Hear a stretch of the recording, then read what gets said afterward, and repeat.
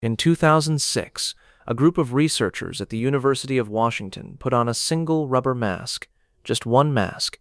Then they trapped and released a handful of wild crows nearby. Years later, crows that had never even seen the researchers screamed and dive-bombed anyone wearing that same mask. Wait. Years later, because this isn't just a story about memory. It's a story about whether an animal can decide once that you are the enemy and never, ever let it go. You've probably seen crows before, hopping along a parking lot, perched on a wire, watching. You might have even felt watched back. That feeling isn't nothing. Crows study faces the way you study a room when you walk into it for the first time. They notice, they file it away, and if what they see scares them, they don't forget it in an afternoon. They carry it. Let's slow down and decode what's actually happening inside that small black skull. A crow's brain is tiny compared to yours, but size isn't the whole story. Packed inside is a structure called the nidopallium. Think of it as the bird version of your own decision-making center, the part of your brain that weighs a threat and decides how to respond. In crows, this region is unusually dense with neurons, wired tightly for facial recognition and long-term social memory. Translation? A crow isn't reacting to a human. It's reacting to you, specifically. The shape of your face, the way you walk, maybe even the color of the shirt you happen to be wearing on the worst day of its life. Why would evolution bother building something so specific? Think about what a crow actually is. Not a songbird drifting quietly through a forest. A scavenger, a survivor, a bird that spends its entire life moving through crowded, unpredictable spaces filled with cars, dogs, farmers, and strangers, needing to sort every single one of them into a category in a split second. Getting it wrong even once could cost the bird everything. So nature didn't build a crow's memory to be gentle or forgiving. It built it to be accurate, fast, and permanent. A soft memory doesn't keep a scavenger alive. A sharp one does. Here's where it gets uncomfortable. In that same Washington study, something happened that the researchers didn't fully expect. Crows that had never personally encountered the dangerous mask still learned to fear it. How? The crows who were originally frightened taught the others, mates, offspring. Even unrelated birds nearby, simply watching the reaction, picked up the lesson. A grudge, once formed, didn't stay with one bird. It spread through a neighborhood like a rumor passed at a dinner table, except this rumor came with sharp beaks and long memories attached. And it didn't stop with that single generation. Long-term crow research out of Cornell, tracking the same wild populations for years, found young crows scolding a face they had never personally encountered, a warning passed down from a parent, absorbed before the chick had even fully left the nest.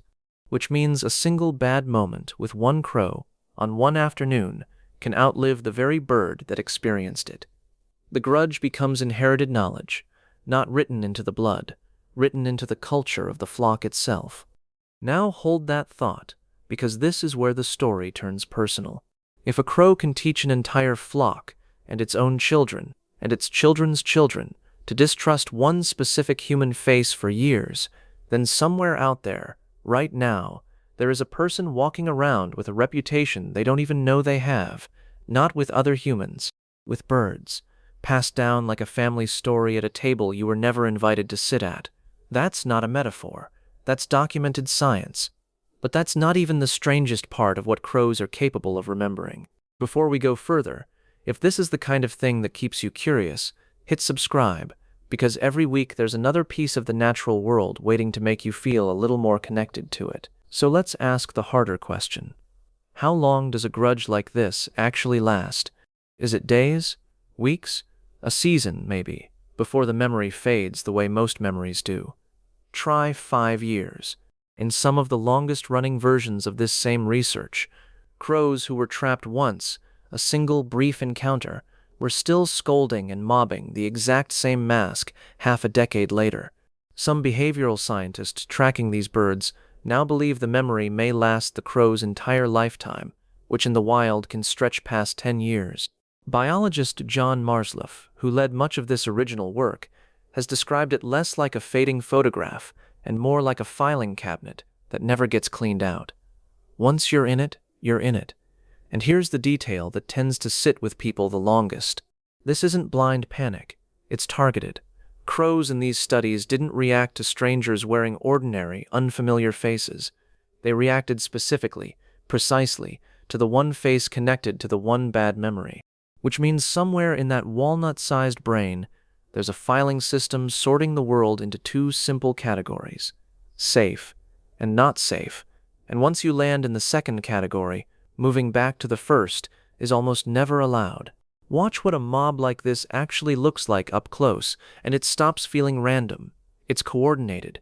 Crows will circle, dive close, and call loudly enough to pull in birds from blocks away. Not out of chaos, but out of something closer to a plan.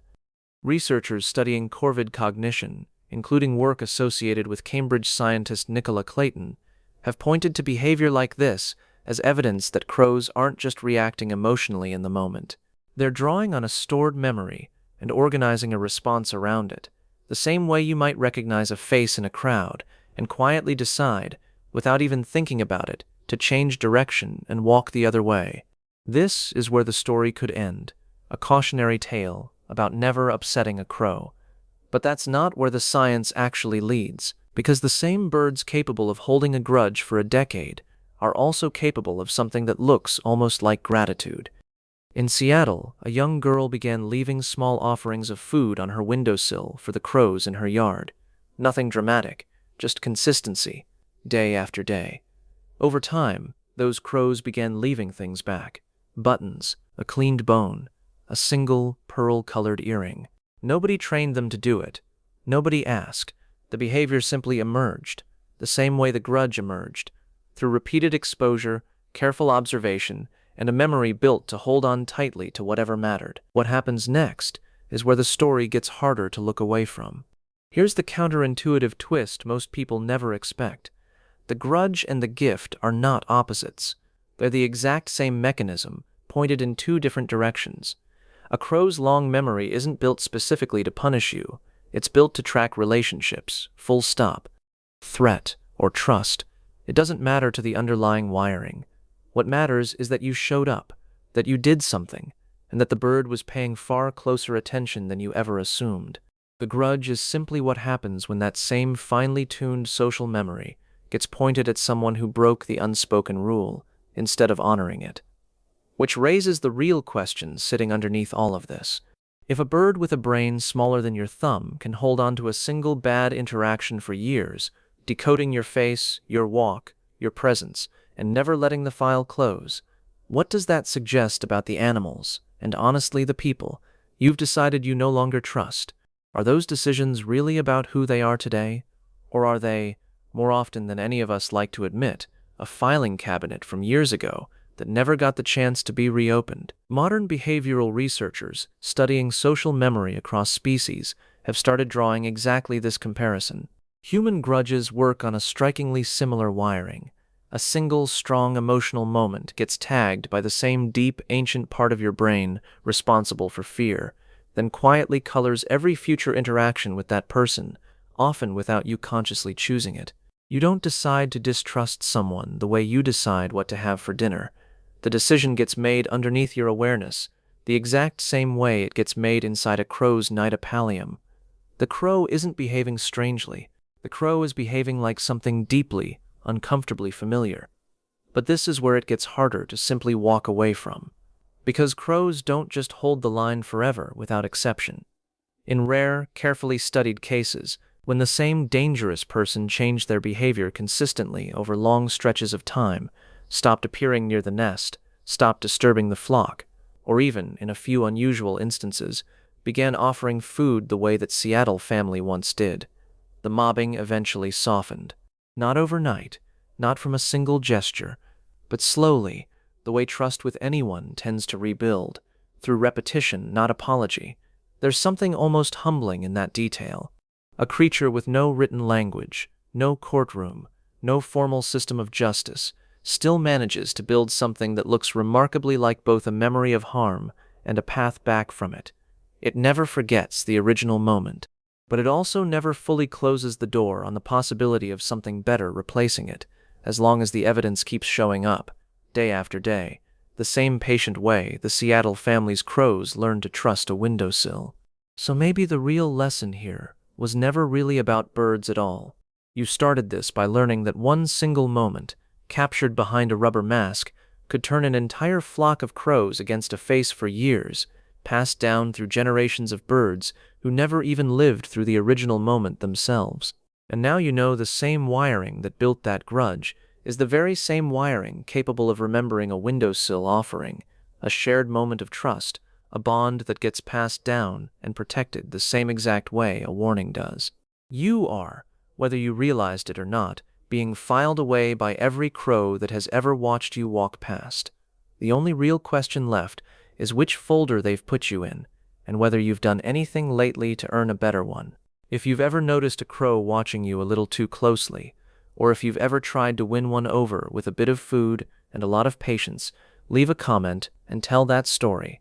And if this changed how you'll look at the next crow you pass, a like helps this reach someone who needs to feel that same small shift in perspective.